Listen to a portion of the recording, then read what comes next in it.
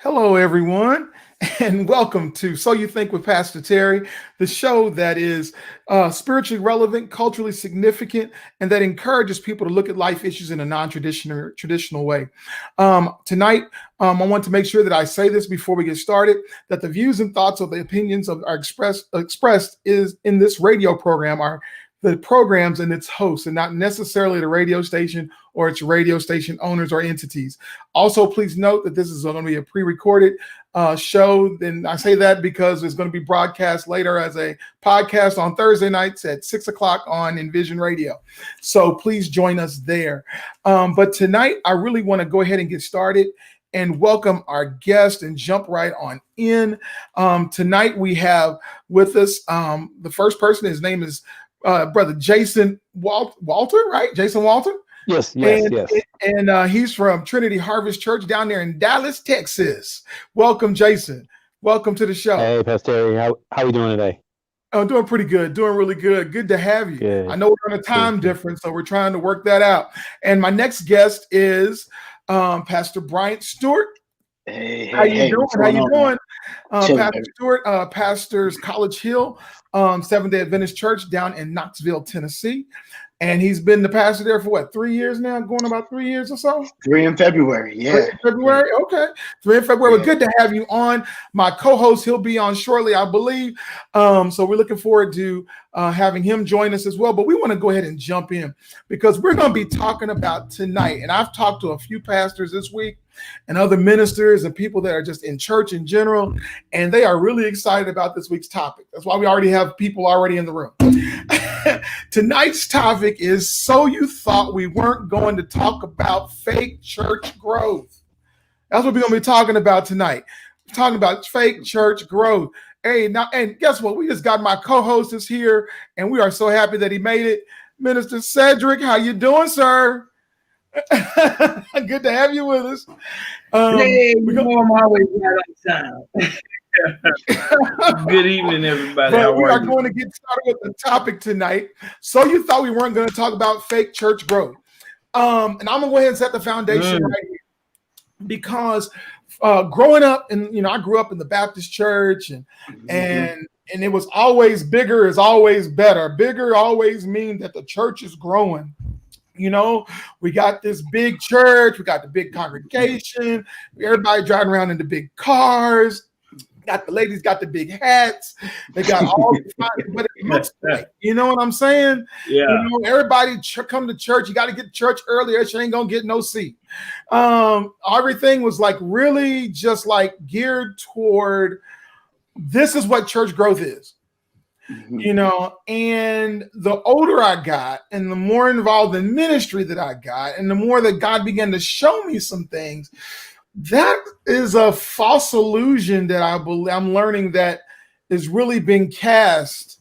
And really, I believe now, because of COVID, a lot of things that we thought were what we thought was the right thing is really showing that it's really not. So tonight we're going to tackle this subject, and we really want to get into this. But let's talk about first of all. Let's this. When you think of church growth, what is the first thing that comes to mind? I'm just going to throw that out for anybody. What's the first thing that comes to mind? Anybody? Or did I just say everything? Numbers. Most people think of numbers. You said numbers. What do you say, B? Man, you kind of said it all. Of what we usually think about when we think of church growth is size, population, tithe, offering, budget. How many people did we bless with Thanksgiving and Christmas? Our angel tree budget. We think of that, those kind of things. But having a different perspective now, I think more so change in the community, lasting impression. Will your community miss you if your church doesn't exist? Wow. Okay. Now, what say you, Jason? No. I think when you think about church growth, I think that's the first thing you think about is the numbers, and everything that comes from that. The more people I have, the more money I give, the bigger blessing I can be to my community. And so it all kind of ties together. But yeah, ultimately it comes down to the numbers. Yeah, that's what a lot of people. That's what traditionally what people think. But now, but what is true church growth? Because when I last checked, the church wasn't a building. I know.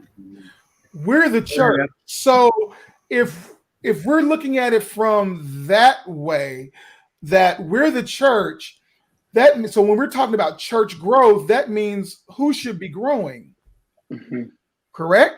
Yeah, the people. Yeah. The people should be growing, right? So I guess so how can we begin to put the focus where it needs to be? Because what I'm seeing is I'm seeing a lot of participation and no production. Pastor B, can you address that? I think that's key. Or Jason, go ahead. No, go ahead, Jason.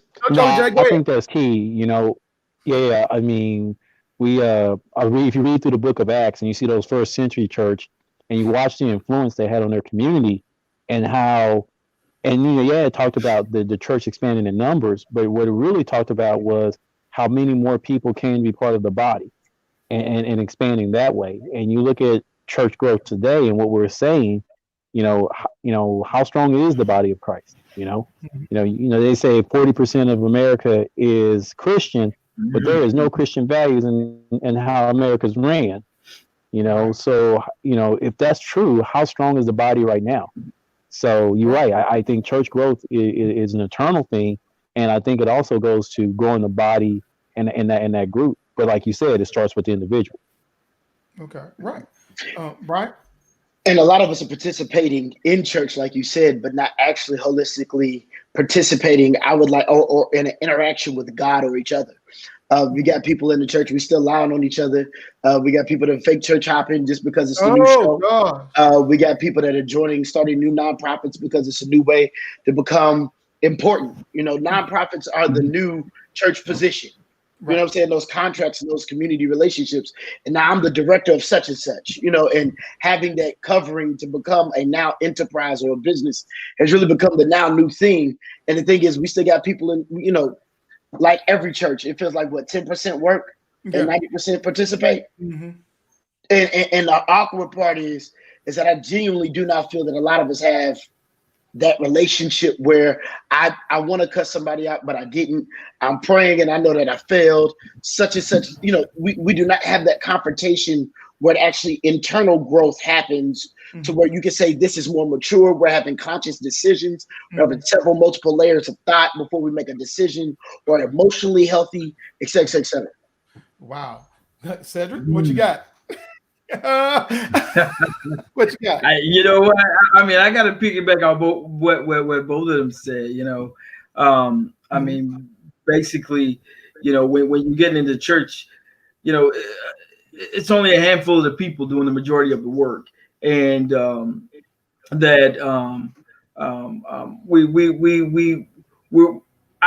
think the focus has to be everybody.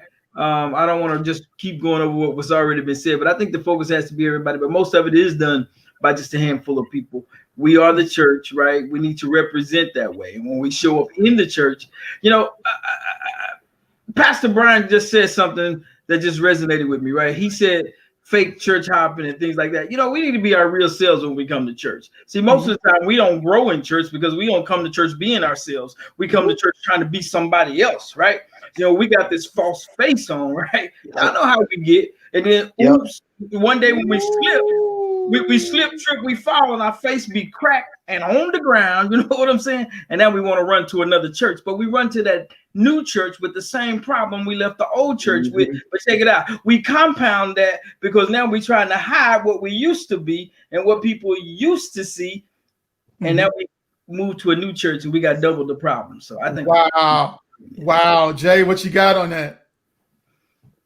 So I hear what you're saying, said, but my question is this: we want to be real in the church, but do we have an environment and an atmosphere that allow people to fail softly in the church? Right? Yes, I believe we do. Let's say I struggle. I believe we do. So I will tell you, if you look at, some of the people in ministry, And yes, they're probably doing a lot in ministry, but if you look at their personal lives, they probably might not be qualified, you know. So the question is, you know, Woo! yeah, I might want to bring that healing and bring that to you, but do I lose that place in ministry? And maybe it's not even that I'll lose that place in ministry. Am I equipped enough to say, you know what, you ain't operating in the heart of Christ, so I can't allow you to lead that ministry anymore. And a lot of churches, they're about like, man, I got somebody, he's leading that ministry, he's doing a good job. Do I want to move him from that because of certain things? Can I say something? Go ahead. Go ahead. Check this out, Jason. You made a statement earlier, Jason, when you talked about the people ruling the country, right? But you're the same guy in some of our previous conversations that says that Christians ought not be in politics. That's a contradictory statement all in itself that you made. And what I'm saying is, if we take that contradictory attitude into the church, we're going to have problems. You see, I go into the church, I'm going to be me, right? And here's me being me. Sometimes I'm hot-headed and I'm short-tempered, right? Okay. Right? Yeah. To the side. And it's not necessarily that I'm going to lose my position in the church. I don't think that you're going to lose your position the first time at the gate. You see what I'm saying? Now, if you're out here breaking the law, then you are 100% right. You don't need to be in that position, right? Let's grow up a little bit. But sometimes we find ourselves, we're faced with situations. I'll use finances, right? Let's say you're over the finance committee, but your finances at home is out of whack. And the pastor finds out and you want to file for bankruptcy. You go and get all the expert tutelage from either the pastor or professionals that you can. I don't think you should be removed from your position in finance. You hear what I'm saying? Because if your character was on point, which it had to be for you to let me know that you had problems with your finances, then I don't think you should lose your position. Now, I'm not a pastor, but I'm just saying you bring your real self, your true self into the house of God. You see, because I believe that's where God works. That's just me, though. It's just me. That's what I believe. I'm sorry. That's okay. Pastor Stewart, what say you? Ooh, well, I'm sorry. I got to take off my jacket. It's hot. Man, I'm going to say it this way. That was a lot going on. I'm going to say it this way. Take his jacket off. That's a hot thing going on right there. I'm going to say it this way. I think there needs to be an even Kilton balance because in Cedric's decision and with Jason's, I would like to say that there's checks and balances that sometimes happen within the house of God that can evoke a different response or should evoke a different response within an institutional organization that may not necessarily be existing in your life. Right. And so as a result, where you may be unruly and or unbridled and not taught how to do certain things, it may be a different thing. And here's the reason why I ride with Cedric, but in the same point, I understand Jason, because if we were to look at the merit and or the personal lives and or the theology of the disciples and the apostles, none of them were qualified to be in the position they were exalted to. Correct. However, God's strength was made perfect in their weakness. And so my entire position on that would really be that there's a legitimate heart issue. Yeah, there are going to be, and I think that's the beauty of church and real church growth, is that the real opportunity and space for growth will have as many Lucifers as it will Peter. Oh, say that one more again. A space that is vulnerable and ready for church growth will give opportunities to just as many Lucifers as it will Peters, because Peter said he was ready when he wasn't. Right. And Lucifer and Judases will say that they are ready. And the truth of the matter is they have the greatest gifting, but they don't have it in their heart. And so there will be these places of contention inside of both of them, where one is constantly trying to become what he has not yet gotten to, and another is falling below his potential because of where he's not currently standing. And so I think there's a place for both perspectives that will evoke legitimate growth in our church. Yeah. Okay. Wow. But do you think that exists today? Like in theory, that sounds so perfect to have a church and environment that I'm going to accept the Peters and the Lucifer because of where you are in your heart. But does that really exist? It sounds great in talk. Okay, but does that really exist? And if it does, how do we get to that point? That's the real question. Go ahead. But it does because of forgiveness. It does because of grace. It should because of mercy. That literally the places where we've jacked up, whether it be marriages, whether it be our finances, whether it be at our jobs, whether it be education, whether it be with our child, whatever it may be, the same place that we in theory say should suggest needs to suggest in real life. And I think that's the issue with fake church growth, is that we have the fruit of what growth is. And Right. the truth of the matter is we don't have the actuality of it. Mhm. And so I think love for the person who has it acted against them, as well as the one that makes the mistake, have an opportunity to minister to each other.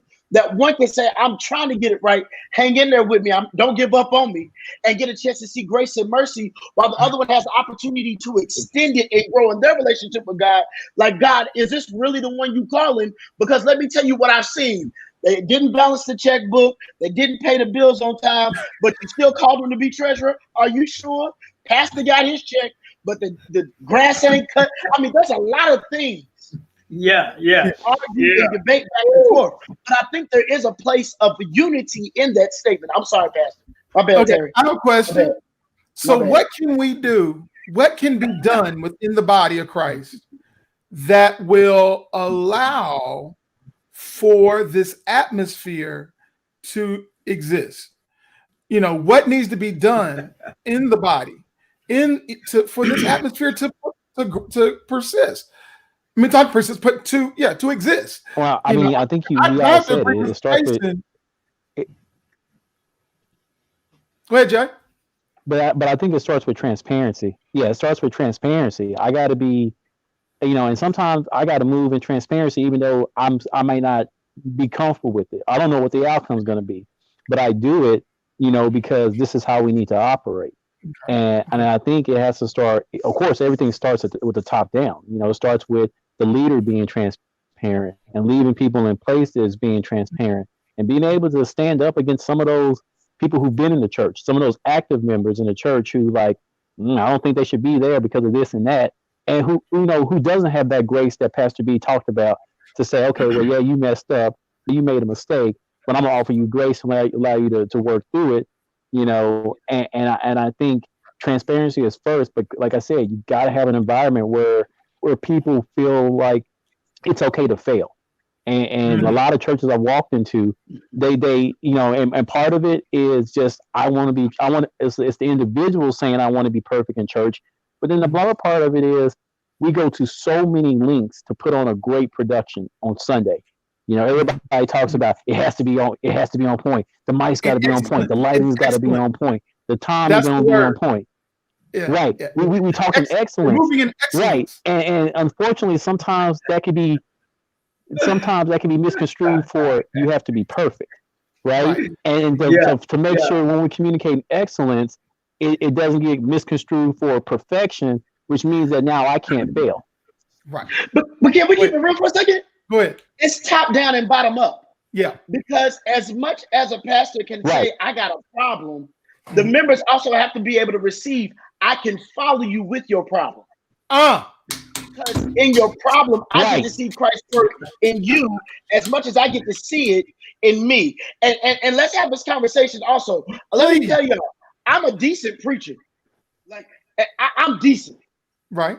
Every Sabbath, every Sunday, I ain't swinging for the trees. I'm swinging, but I ain't hitting all the balls. I may bat, a 4.56 ERA, but that means on the other side of that, I'm looking at a, I'm looking at a 4.44. You feel me? Like, I'm not hitting it all the way out the park every time. And so let's just be fair. As much as we want the praise team leader to always be in the spirit, as much as we want the microphone guy to turn it on before the person picks it up, as much as we want the ushers to smile, we've also got to have a moment that sometimes it's okay to flat-footed stand in the pulpit and be like, I don't want to be here. And I'm going to tell y'all the truth. I made this word last night, but I pray to God that it's good enough and that it don't send you to hell on your next trip because I didn't fulfill some holistic spot in you. I mean, I just want to be transparent. Right. And that needs to be this place and not this fake enigma that we have in church where he's anointed. It was a word that we had to find it. No. Pastor had too much fun the night before and he didn't come to the pulpit prepared. But y'all show up next Sunday and next weekend and pat this Negro on the pat anybody on the behind and give them another chance to preach again. Like, can we keep it real? Like, I mean, we're keeping it real here.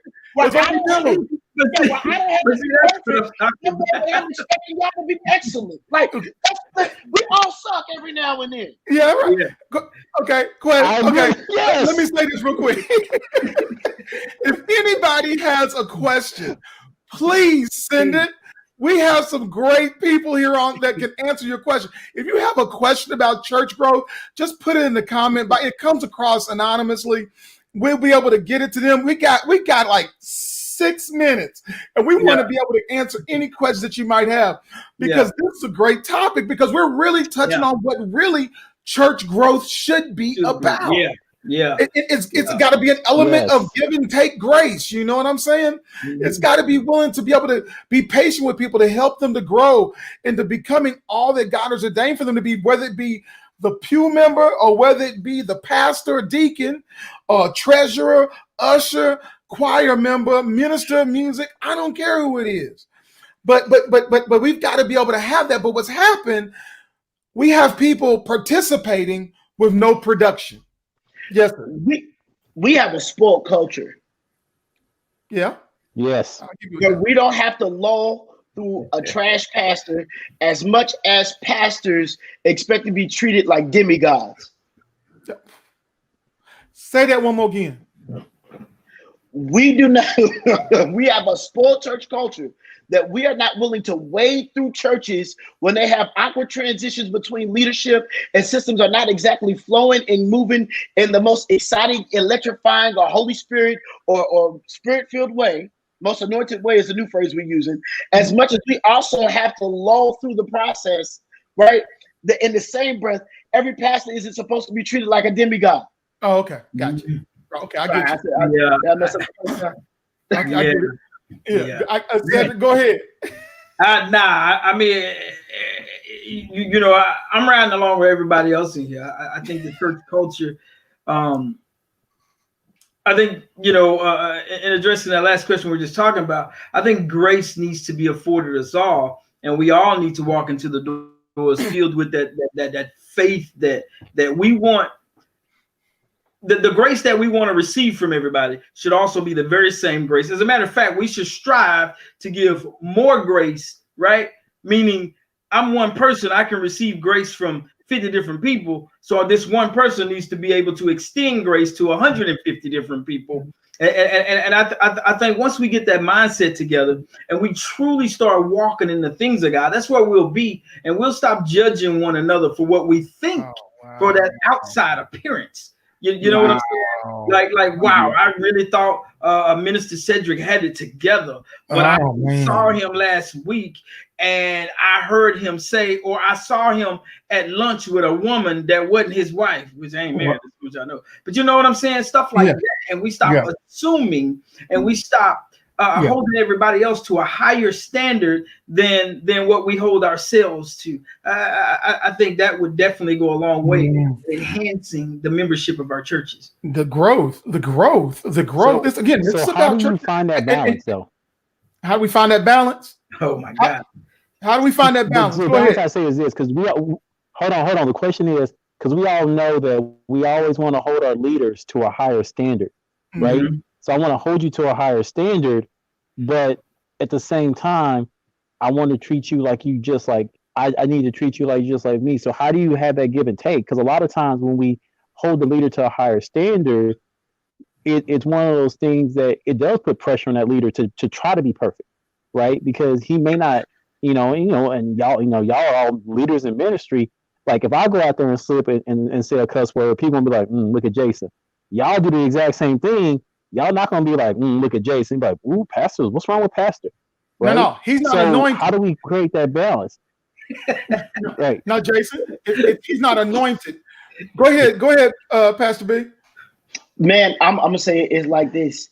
It comes from, and I'm gonna be fair.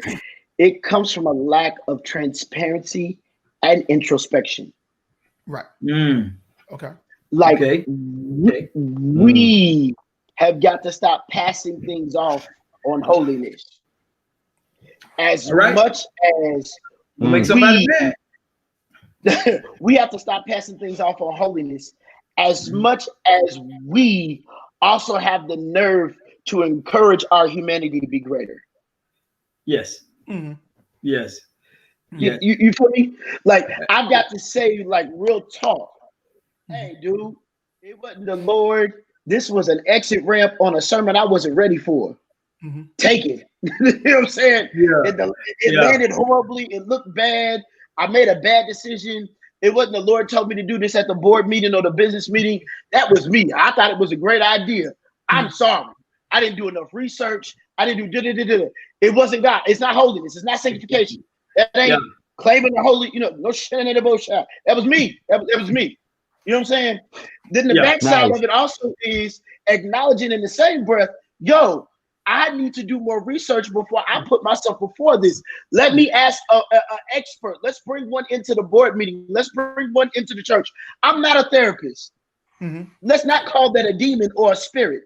Let's deal with the fact that that's a mental issue and or a organizational psychology issue that we're not running efficiently, and we need to call an organizer in here. Somebody has that gifting. That's really what it is. It's that gifting. Somebody who's called to that. Who's called to that. And I guess those are the things. Those are things. Again, this is about church growth, real church growth, and really just being transparent, as Jason and Cedric and both, as all of you all have said. It's about being transparent. You know something. I'm gonna carry this on. We're gonna talk for the next 5 to 10 minutes here, okay? Because I really want to give somebody an opportunity to get on this. We got a lot of people watching tonight, which is really cool. If you have a question, please shoot us a question. We will get that question answered, because this is a serious conversation. I think we got somebody that just put one up here. Okay, it says that I believe that pastors should not from the beginning portray themselves as untouchable. But if we present ourselves as down to earth, then the congregation will respect us more as mere human. What say you all? Well, I say that is true. If you start acting like you walk on water every day and you start putting out this air of total perfection and I got this figured out and I know all the answers, then that's how people are going to look at you. Now, good or bad, that's how they're going to look at you. And when you do finally stumble, that's what they're going to say. I knew he didn't have it together anyway. Right. So that's what I mean by being yourself. We have to bring ourselves with us to church. Yeah. No, it's okay. Yeah. Right. So if you think about this whole structure and how everything is put together, you got to think about it. Like, so the church is now, we regulated the church to be in a building. That building requires resources to operate, right? Which one of us would give money to a person that we don't respect or we don't hold to a high esteem, right? So I think part of the pressure in leadership is that I know I need these resources, and this is a flaw in it. And I'm not blaming the pastors. I'm blaming really the congregation. It's the body that's the issue. Right. I feel like I got to get, because I heard so many people say, I ain't going to give my money to that pastor. And I'm like, look, I'm going to give my money to the church. That's what God calls me to do. Now, if the pastor misuse it, that's between him and God. And he going to have to sell up. Right. There you go. There you go. I was going to say, I think there's it's hashtag service. Because this statement, in it, if you are one side of this bridge, you can read it from church hurt. If you're the other side of this bridge, you can read it from being a pastor on a position of service, a position of irritated with our clerical or clergy culture. I think the best way to say it is service, because everybody's personality is different. Caribbean people are viewed different than Africans, and blacks are viewed different than Caucasians, and Asians are viewed different than men and women. That's a whole nother dynamic. I think the number one thing is that if we could say that, if you would say you would serve it, legitimately serving, that I came out your mouth less than we, us, and just have a heart of service, you can really fix that thing and hit that. Yeah, and like the Facebook user said, hit that thing by example. We lead by example. And if you have that service attitude from the congregation to the pastor, that's why I said it's not just one, it's both and, because a lot of churches put pastors in the vicarious position to where we feel like we have to be flawless, to where we feel like we have to be untouchable, to where we don't get a chance to really be human and not so much do therapy from the pulpit, but not drive us to therapy in somebody's office. Cedric, go ahead. That's true though. I got two little things. One is just a statement. It's something that I heard in a movie. If you guys ever watch Remember the Titans, and Remember the Titans, there was a scene where the linebackers got into it. The captain of the defense said, "Man, why aren't you blocking? It's all about you." And one of the things he said to him was, Julius said, attitude reflect leadership. Now, having said that, we still, I like what the Facebook user said, that we lead by example, right? Right. What about when you have that one or two members who just refuses to follow? That's why, again, I always interject that grace card, because I know for a fact that me personally, every church I've gone to, I've been shown a level of grace that I haven't been capable of showing other people. I had to grow into that role. Now, today, I'm less judgmental. Now, I will call out a flaw for what a flaw is, right? But yes, you will. Grace that I have, the level of grace that I have. You don't have to come and apologize to me every time you do something that offends me. As a matter of fact, you won't even know. And that's the problem sometimes we have with our church members, with the congregation, is the first time I crack your egg, oh, it's over. You ready for a showdown. You ain't even come to me with a open spirit to have a chat about it. You know what I'm saying? You just said, Minister Cedric, you said this, and this is what happened. And I think when we get to that and we teach people that, and the way we teach people that is we lead by example. So that was my point I wanted to interject at the tail end of that. And we really have to get on top of that part. I want to ask anybody that's watching, if you got one more question, please pop that on us. We want to do one more. Oh, here we go. Also, we must allow the Holy Spirit to do its work. Are we seeking to grow the people spiritually? What you got, B? I can't speak for nobody else. I can speak for myself. I would say in a large number, we're so busy maintaining that we do not have the time to focus on growing people spiritually, and or feel like we can't risk growing people spiritually in the interest of the overall church engine falling apart. Now, with that also being said, let me say the other side of this. We can only grow who want to be grown. In that you can get from the pulpit, preach well balanced, have seminars, give books, buy memberships to all types of stuff, provide therapist phone number, be willing to pay for sessions, et cetera, et cetera, et cetera. But if our members aren't ready and willing to grow, you can't grow them. Now, don't get me wrong. The word does say the harvest is plenty, but the workers are few. But I would also like to reflect upon the fact majority of the Bible is written or critiquing people that already believe in God. All right. Not get caught up in the fact that just because some are coming in and or there's a desire to get those to come in, that it's also incumbent upon the one who sits in the chair not to go ahead, go there, not to call themselves and accept that their own judgment and guilt about some things is the only way to work some things out, but that it is easier for a therapist to get a therapist. To get help about some of the things that we're struggling with and really just need to get over. I would like to say part of the hardship in church is people that won't forgive themselves when nobody else remembers. And you still, I'm sorry, some of us. Go ahead. That's another story. That's how we get stuck in what somebody said to us in our moment of weakness. And the truth of the matter is, it's because we haven't gotten over it ourselves.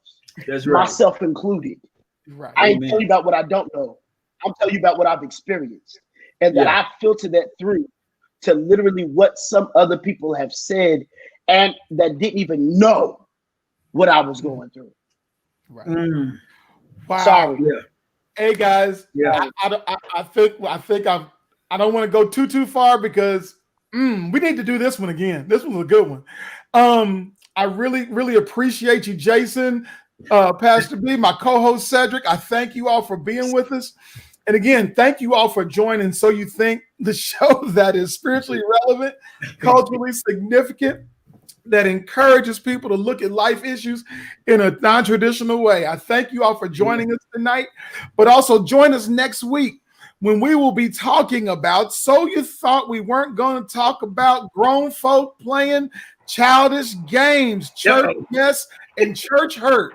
We're going to be talking about that next week. Join myself and Minister Cedric, as our guest will be Dr. Charles Wallace from New Jersey. We're looking forward to having him. So thank you all again and have a blessed evening.